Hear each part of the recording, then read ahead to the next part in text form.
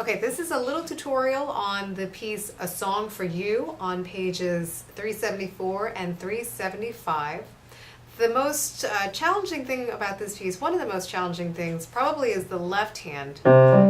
You span, for the most of the song, you span an octave quite a bit with all of these interval distances. Sometimes you span more than an octave.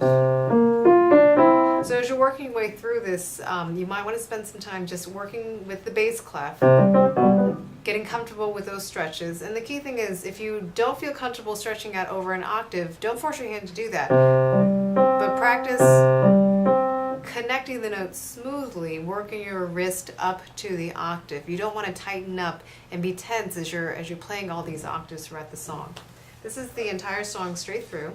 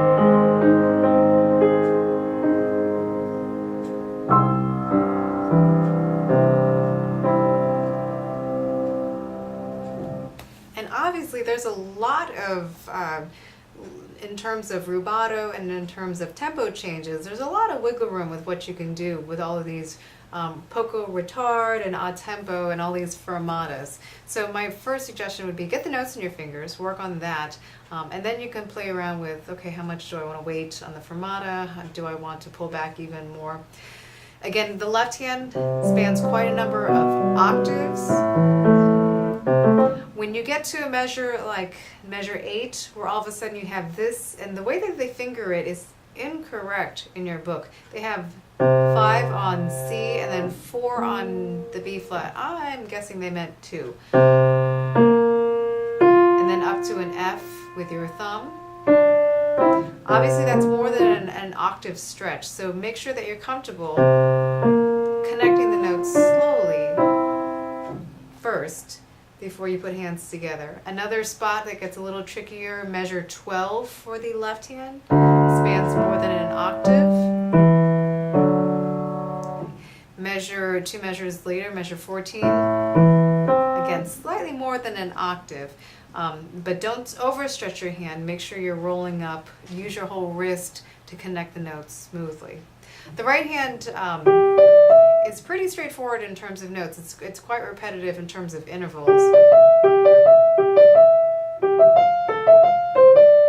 Okay, just watch where the notes might change ever so slightly. You might get into this habit of it's the same 3 notes repeated. There might be one that's a little different than the other. So just as you're going through slowly, mark any notes that might not follow a certain pattern.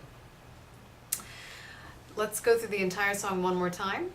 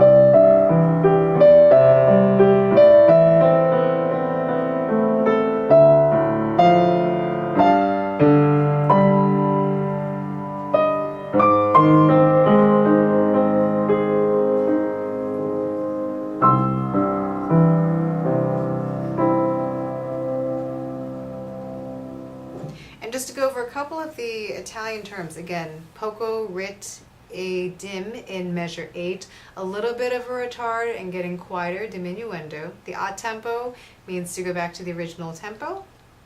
At measure 12, you have più ritardando, that means more. Notice in the previous measure, poco rit, just a little bit of a slowing down. In measure 12, more noticeably, a more noticeable retard, slowing down, slowing down. You have fermatas. The a tempo again, you get back to the original tempo. And then you just go back between rit, a tempo throughout the piece. Measure 19, where it says meno mosso at the top, that's mosso, think of movement, okay?